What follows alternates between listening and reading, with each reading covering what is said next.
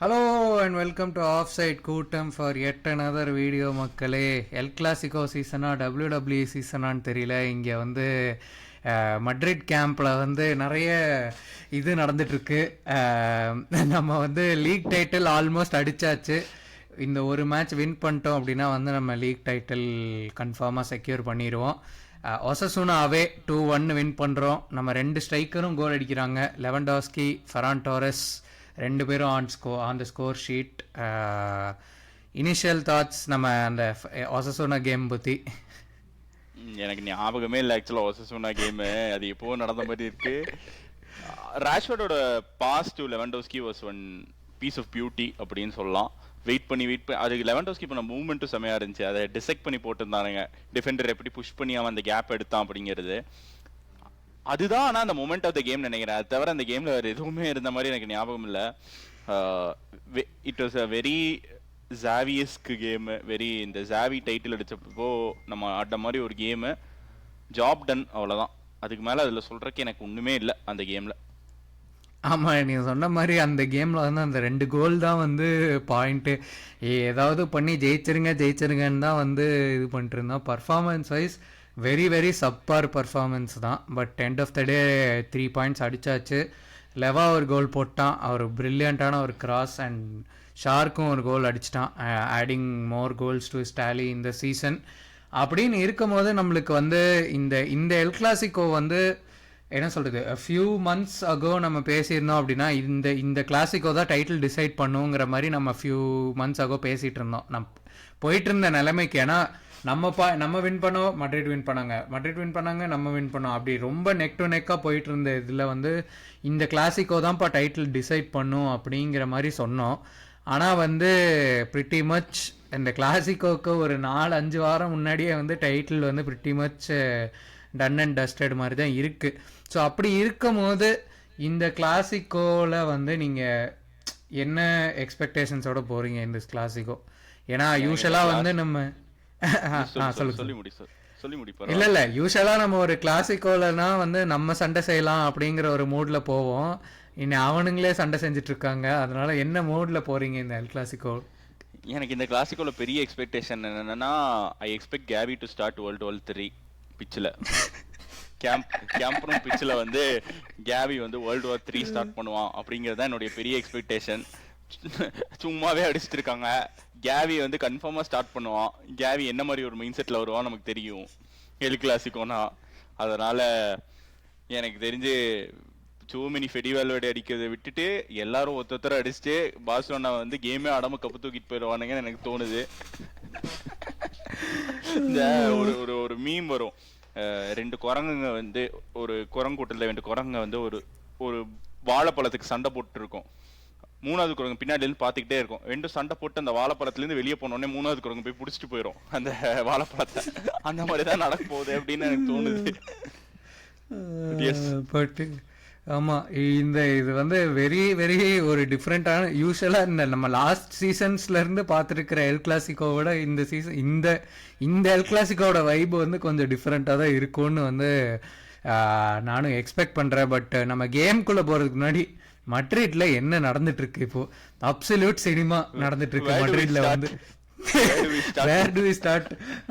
அங்க ட்விட்டர்ல போட்டிருக்கானுங்க, கீப்பிங் அப் வித் கார்டாஷியன்ஸ் அடிச்சுட்டு keeping up with Real Madrid போட்டு எல்லாரும் ஒரு பக்கம். அங்க என்னன்னா இட்டாலியில எம்பாப்பே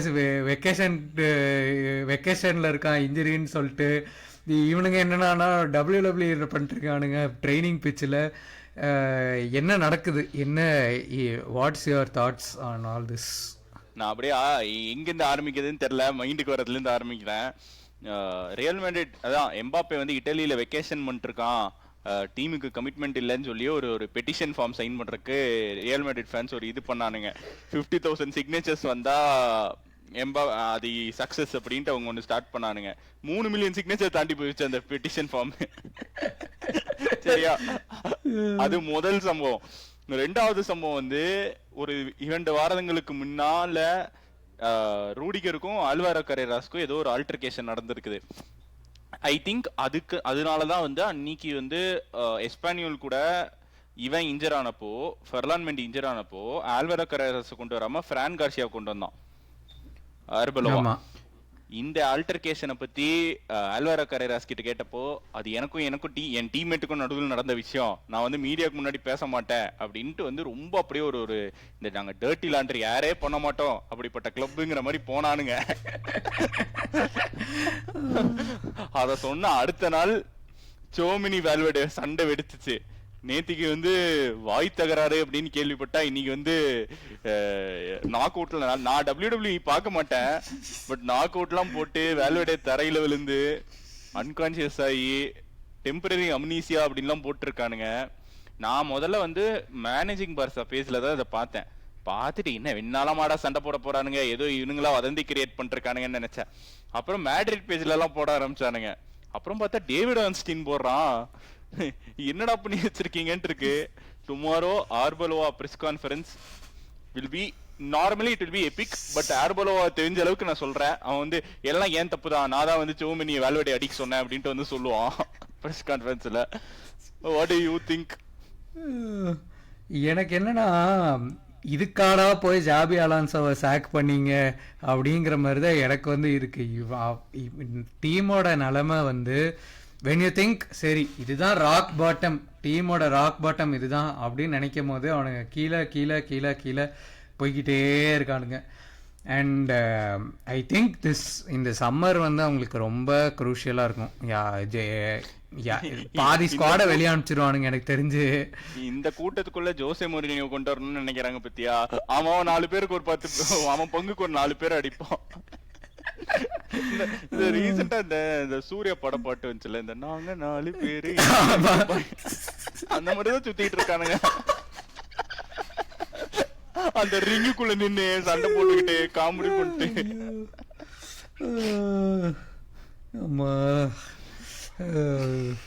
ஆனா பாவமாவும் இருக்கு, ஆனா அட் த சேம் டைம் சரி தேவைதாண்டா அவங்களுக்குங்கிற மாதிரியும் இருக்கு. ரியல் வின்னர் யாரு தெரியுமா? 2 ரியல் வின்னர்ஸ் இருக்கானுங்க. ஒன்னு வந்து லூயிஸ் என்ரிகே, ஓகே, அது வந்து ஏன்னு எல்லாருக்கும் தெரியும். இன்னொன்னு வந்து ஜோன்ல போட்டா எம்பாப்பே வந்தப்போ ஒரு விஷயம் சொன்னா ஞாபகம் இருக்கா? ஐயோ அது quote, iconic quote, he will disrupt the down in history. ஆமா அப்ப சொன்னானே he will disrupt the dressing room culture அப்படிங்கிறது வந்து I am not worried about முன்னாடி வந்து arrival அப்படினோ கண்ணு முன்னாடி நம்மளுக்கு தெரியுது. But yeah off the pitch aside நம்ம ஃபுட்பால் பேசுவோம். இந்த மேட்ச்ல வந்து அசைட் ஃபுட்பால் போறதுக்கு முன்னாடி நான் இன்னொரு விஷயம் சொல்லிடுறேன். பார்சலோனா அட்மினோ ஆனா சரியான குசுமுக்காரன் தெரியுமா? நேத்திக்கு இந்த சண்டே அப்படின்னு நியூஸ் வந்த உடனே இவங்க எல்லாரும் சிரிச்சிருக்க மாதிரி ஒன் ஃபேமிலி அப்படின்ட்டு போஸ்ட் போட்டான். இன்னைக்கு வந்து இந்த ஃபெடி வேல்வெடே சோமினி அடிச்சுட்டானுங்க, ஃபெடி வேல்வெடே அன்கான்சியஸ் 28 நிமிஷத்துல great vibes ahead of El Clasico அப்படின்ட்டு போட்டான். தெரிஞ்சுதானே நான் பண்றேன் அப்படிங்கிற மாதிரி. I know what you're doing but I can't prove it. அந்த மாதிரி prove it. ஆமா டென்சல் வாஷிங்டன் போடுறதுதான் போடணும். ஆமா ஐயோ ஆமா. பட் ஆஃப் த பிட்ச் ஒரே கலவர பூமியாக தான் இருக்கு நம்ம மட்ரிட் கேம்ப்ல. அண்ட் நம்ம சைடும் வந்து நம்ம சைடு பெருசா ஒன்றும் சவுண்டே இல்லை பல நாட்களா. சும்மா இவனுங்க ஆமா என்னடா ஏதாவது லூஸ் தனமா ஏதாவது நியூஸ் போடுவீங்களே, அதுவும் அத்லட்டிகோ வேற நாக் அவுட் ஆயிட்டாங்க, என்ன அல்வாரெஸ் நியூஸ் இன்னும் வரல அப்படின்னு யோசிச்சுட்டு இருந்தேன். பட் கொஞ்சம் நம்ம மீடியா சைடில் சைலண்டாக தான் இருக்கு. ஆல் தட் அசைட் ஃபுட்பாலுக்கு வருவோம். நம்ம ஆடுறோம், நம்ம ஹோம் ஸ்டேடியமில் எல் கிளாசிக்கோ ஆடுறோம். என்ன நம்ம பிளேயிங் 11லேருந்து ஸ்டார்ட் பண்ணலாம். நம்ம பிளேயிங் 11 என்ன எக்ஸ்பெக்ட் பண்ணுறீங்க? Who to you think will be in the lineup? நான் எப்படி போவேன்னு சொல்றேன், ஃபிளிக் எப்படி போவாருன்னு அதுக்கப்புறம் சொல்றேன். ஓகே எப்படி போவாருன்னு நினைக்கிறேன் அப்படிங்கறத அப்புறம் சொல்றேன். ஜுவான் கார்சியா,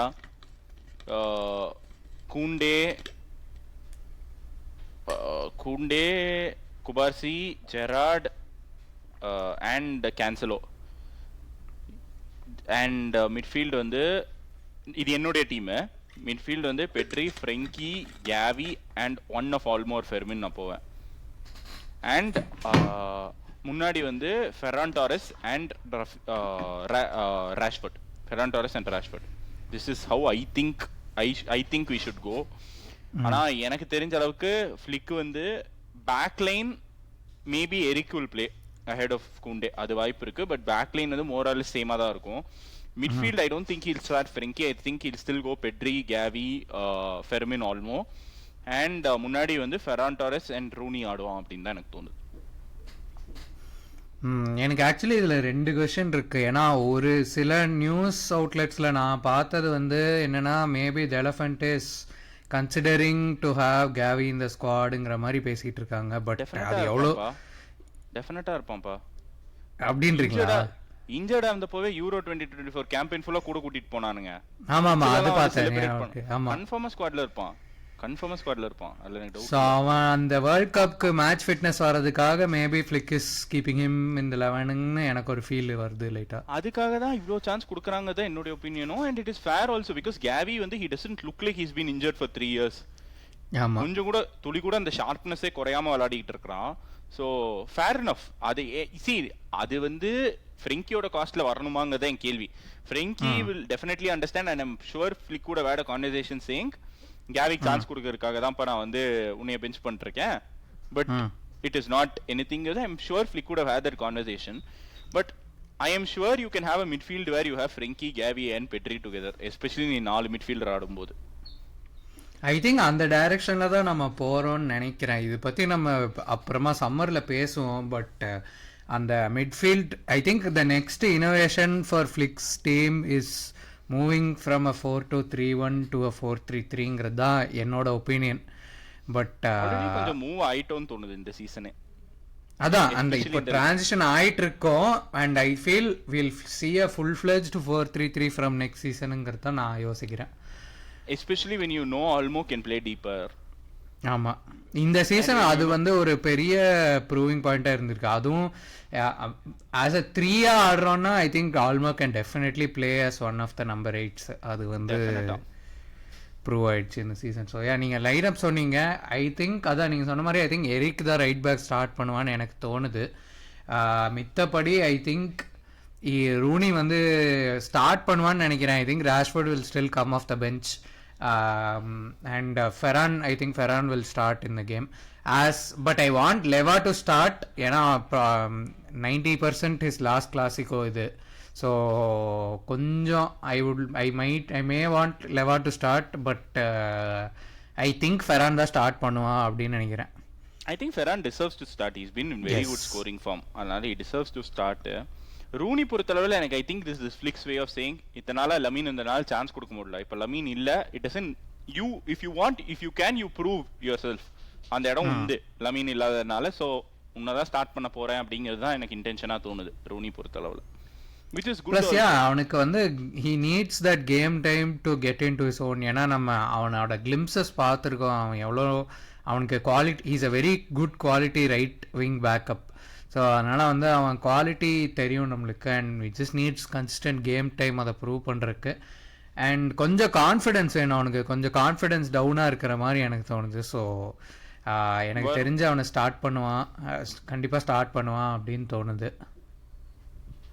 ஐ அக்ரி, 100% அக்ரி. எனக்கு வந்து ராஷ்வர்ட் ஸ்டார்ட் பண்ணணும்னு தோன்ற காரணம் வந்து Real Madrid will leave so much space behind. அவனுங்க வந்து ஐ டோன்ட் சி நான் நம்ம இப்படி பேசலாமே ரியல் மேட்ரிடோட ஸ்டார்டிங் லெவல் என்னவா இருக்கும்னு நினைக்கிறோம் அப்படிங்கிறத பேசினாலே will be able to justify this. So Lunin in goal or Courtois in goal if Courtois is fit. Courtois might be back ன்னு சொல்றாங்க. ஆமா ஆமா ஆமா. ரிஸ்க் பண்ணுவாங்களான்னு எனக்கு தெரியல, எஸ்பெஷலி இந்த world cup year. So Lunin in கோல்னே அசியூம் பண்ணலாம். Lunin in goal, Trent at right back, Rudiger and Huijsen at centre back. ஆமா அட் சென்டர் பேக். லெஃப்ட் வந்து கரேராஸ் ஆடுவானா இல்ல ஃப்ரான் கார்சியாவான்னு தெரியல. ஆமா ஆமா. ஓகே, அங்க ஃபர்ஸ்ட் கன்ஃபியூஷன் வருது அந்த டீம்ல. ஆமா. மிட்ஃபீல்டு சத்தியமா நோ ஐடியா யார் ஆடுவாங்கன்னு. கேமவிங்கா அப்படின்னு நீ ஒன் அசியூம் பண்ணனாலும் they don't have a defensive midfielder. Okay, ஏன்னா சோமனியும் வேல்வெடையும் எஃபெக்டிவ்லி ரோல்ட் அவுட்டுங்கிற மாதிரி தான் நியூஸ் வந்துட்டு இருக்கு. One for medical reasons and one for disciplinary reasons. So இவங்க 2 பேரும் இல்லைன்னா நீ வந்து கேமவிங்கா பிளஸ் பெல்லிங்கம் 2000 பிட்டார்ஸ் தானே. அப்ப நீ பிட்டார்ஸ் தான் ஆடுவான். ஆமா, ஏன்னா பெல்லிங்கம் அண்ட் கூலர் சேர்த்து நீ ஆட முடியாது மிட்ஃபீல்ட்ல. ஆமா ஆமா ஆமா. Right, I hope I'm right. Yes yes yes I think Guler இன்ஜர்டுன்னு நினைக்கிறேன் if I'm not wrong. Oh yeah yeah Guler is injured correct. Guler லமீனோட அதே இன்ஜரி தான் கூலர் இருக்கும் கரெக்ட். ஆமா ஆமா ஆமா ஆமா. So Pitarch Bellingham and Camavinga which is already a very too manyங்கடா. Sorry Camavinga correct. which is already a very imbalanced midfield. ஏன்னா உனக்கு டிஃபென்சிவ் மிட்ஃபீல்டரே இல்லங்க. கேமவிங்கா கேன் டூ த ஜாப் அவ்வளவுதான். அது தவிர வினி ஸ்டார்ட் பண்ணுவான், பிரஹீம் டியாஸ் ஸ்டார்ட் பண்ணுவான். மூணாவதா யார் ஸ்டார்ட் பண்ண போறாங்க? இவன் இன்ஜர்டா? கொன்சாலோ கார்சியா ஆடுவானா இல்ல மேபி மஸ்டான்டோனோ ஆடலாம்? கொன்சாலோ கார்சியாக்கும் ஆர்பலோவாக்கும் ஏதோ லைக் பிரச்சனை அப்படின்னு பார்த்தேன். லைக் he doesn't want அப்படியா? அப்போ இவன் மஸ்டான்டோனோ ஒருத்தன் தான் இருக்கான் இப்போ ஆப்ஷனா. I think they will go with a 4-4-2. So நாலாவது மிட்ஃபீல்டருக்கு எங்க போவானுங்கன்னு தான் என் கேள்வி. பிரஹீமும் வினியும் மட்டும் தான் முன்னாடி ஆடுவானுங்கன்னு தோணுது எனக்கு. அப்படியா? அப்போ மேபி பெலிங்கம் வந்து அந்த லெஃப்ட் மிட்ல போட்டு கேமவிங்கா அண்ட் பிட்டார்ச் சிட் பண்றாங்கன்னு அஸ்யூம் பண்ணிக்கலாம். ரைட்ல இவன் மஸ்டான்டோனோ ஆடுவாங்கறியா? ஆர் இல்ல மஸ்டான்டோனோ மேல போட்டுட்டு பிரஹீம் ரைட்ல போடலாம். அது தவிர எனக்கு வேற யாரும் ஆப்ஷன் தெரியல அவங்க பெஞ்சில். கர்வாயாலும் இல்ல. கர்வாயாலும் இல்ல. ட்ரெண்ட்யாவது நீ ரைட் மிட்ஃபீல்டரா ஆட கன்சிடர் பண்ணலாம். ஸோ இவ்வளோ இம்பேலன்ஸ்டா ஒரு டிஃபென்ஸ் அண்ட் மிட்ஃபீல்டு இருக்கும்போது நமக்கு நிறைய ஸ்பேஸ் கிடைக்கும். ரஃபீனியா இல்லாத பட்சத்துல நமக்கு அதை எக்ஸ்ப்ளாய்ட் பண்றதுக்கு பெர்ஃபெக்ட் பர்சன் ராஷ்ஃபோர்ட்னு எனக்கு தோணுது. Especially because you have Raphinha on the bench. when you want you can take Rashford off and bring Rafinha in. So அந்த பேஸ் வந்து அந்த கேம் ஃபுல்லா இருக்கும் அப்படிங்கறது என்னோட only point. But Rooney start பண்ணா I won't feel bad. I'll feel bad if Frenkie doesn't start ஆனா. ஏன்னா Frenkie வந்து he deserves to start. பார்க்கலாம், இன்ட்ரெஸ்டிங்காக தான் இருக்கும். எனக்கும் வந்து நீங்கள் சொன்ன லைனப்லேயும் ஐ ஹாவ் நோ அதான் other then Koundé for Eric. எனக்கு வந்து it sounds like a very strong lineup control பண்ணுறதுக்கு, எஸ்பெஷலி நோயிங் அவங்க மிட்ஃபீல்டு வந்து ஓப்பனாக இருக்கும்னு தெரிஞ்சால் நம்ம வந்து இன்னும் லைக் ஃப்ராங்கி பெட்ரி கேவிலாம் வச்சுருந்தா நம்ம பாலை தொடவே முடியாது அவங்க. அதனால வந்து அவ்வளோதான் வச்சு டிக்கிட்டாக்கா தான் அப்புறம். But yeah coming in the match. ஆனால் நம்ம வந்து நம்ம ஹோம் ரெக்கார்டு வந்து இந்த சீசன் பர்ஃபெக்டாக இருந்திருக்கு. இந்த சீசன் நம்ம வந்து ஐ don't think we have drawn a game also. ஒரு கேம் மட்டும் தான் ட்ரா பண்ணிருக்கோம். இல்ல ஹோம் வந்து வின் இல்ல, ஆல் வின். 17 கேம்ஸ் 17 வின்ஸ் லாலி இங்க நம்ம கேம்ப் நோல. நம்ம 10 மேட்ச் என்னன்னா நமக்கு வந்து ஒரு ஹோமே இருந்தது இல்ல இப்போ வரைக்கும். லைக் அதாவது we have a settled home but we still have a 100% record. ஆமா ஆமா ஆமா. அண்ட் ஒரு 10 மேட்ச் லாலிகால வின்னிங் ஸ்ட்ரீக்ல போயிட்டு இருக்கோம். ஸோ அதை இந்த மேட்ச் வந்து நம்ம ட்ரா பண்ணோம். இந்த மேட்ச் நம்ம ட்ரா ஆர் வின் பண்ணோம் அப்படின்னா வந்து La Liga title is secured at home. அவனுங்க இருக்கிற கண்டிஷனுக்கு anything other then a win, எனக்கு டைட்டில்லாம் இல்ல, anything other then a win is a huge disaster. Anything less than a 3-0 win is a huge disaster ன்னு நான் ஆட் பண்ணிக்கிறேன். பட் யா இந்த Clasico வந்து என்ன சொல்றது, வெரி வெரி அதான் நான் சொன்ன மாதிரி வெரி டிஃப்ரெண்ட் வைப்ஸ் போன ஃபியூ கிளாசிக்கோஸ்க்கு கம்பேரிட்டிவ்லி. ஏன்னா நாட் மச் அட் ஸ்டேக். ஏன்னா போன சீசன்லாம் வந்து ஒரு கிளாசிக்கோலையும் வந்து அவ்வளோ பிராகிங் ரைட்ஸ்க்காக அந்த சண்டை இருந்துச்சு. பட் திஸ் சீசன் யா லாலிகால ஆஃப்கோர்ஸ் இவங்க நம்மளை போன ரிட்டர்ன் லெக்ல வந்து இவங்க நம்மளை பீட் பண்ணாங்க. இப்போ ஒரு பெலிங்கம் டேப்பின் போட்டு ஜெயிச்சிட்டாங்க அந்த கேமு. ஸோ யா ப்ரெடிக்ஷன்ஸ் என்ன நினைக்கிறீங்க இந்த game? 4-1 Barca. 4-1 Barca. Okay. Goal scorers Ferran 2, okay, Rashford 1, Rafa 1. Nice. நான் வந்து 3-0 சொல்கிறேன். க்ளீன் ஷீட் வச்சப்போன்னு நினைக்கிறேன். I want Ferran to score again and I want Gavi or Fermin to score a goal. So அதனால் அவங்க ரெண்டு பேரில் அவங்க போன சீசன் ஞாபகம் இருக்கா, அந்த லாஸ்ட் கிளாசிக்கோல அந்த இவன் கோலை வந்து ஃபெர்மின் கோலை வந்து டிஸ்அலோ பண்ணிடுவானுங்க. அது சரியான வைபாக இருந்துச்சு அந்த goal. So I want Fermin to score and yes, on that note மக்களே, இந்த வீடியோவில் வந்து பெருசாக ஒன்றும் நம்மளுக்கு இந்த எல் கிளாசிக்கோவில் வந்து ஸ்டேக்ஸே இல்லை. நம்ம லாலிகா வின்னு இல்லை, இப்போ ட்ரா பண்ணாலே வந்து லாலிகா அடிச்சிருவோம். ஐ நோ நீங்கள் ட்ரான்ஸ்ஃபர் வீடியோஸ் கேட்டுகிட்டே இருக்கீங்க. அடுத்து நம்ம இந்த மேட்ச் முடிஞ்சுது அப்படின்னா நம்மளுக்கு வந்து pretty much LaLiga done and dusted தான். ஸோ அது இந்த மேட்ச் முடியட்டும், அதுக்கப்புறம் we will come back with a series of transfer videos. யாரை சைன் பண்ணலாம், யாரை சைன் பண்ணக்கூடாது, யாரை செல் பண்ணணும், கீப் செல் லோன், அந்த வீடியோவும் வந்து கூடிய சீக்கிரம் வரும். ஸோ WWE கவரேஜ் வேணும்னாலும் சொல்லுங்க, நம்ம direct information from Madrid training round கொண்டு வரோம். மறக்கிறதுக்கு க்ளோஸ் பண்ணுறதுக்கு முன்னாடி எல் கிளாசிக்கோ வாட்ச் அலாங் கண்டிப்பாக இருக்குது. எல்லோரும் வந்து வந்துடுங்க எல் கிளாசிக்கோ வாட்ச் அலாங்க்கு. பார்க்குறோம், டைட்டில் செலிப்ரேஷனை செலிப்ரேட் பண்ணுறோம் லைவ் ஸ்ட்ரீமில். ஆன் தட் நோட் கிளம்புறதுக்கு முன்னாடி வீடியோ லைக் பண்ணிடுங்க, சேனலுக்கு சப்ஸ்கிரைப் பண்ணிடுங்க. see you all in the El Clasico watch along. Bye bye நண்பர்களே.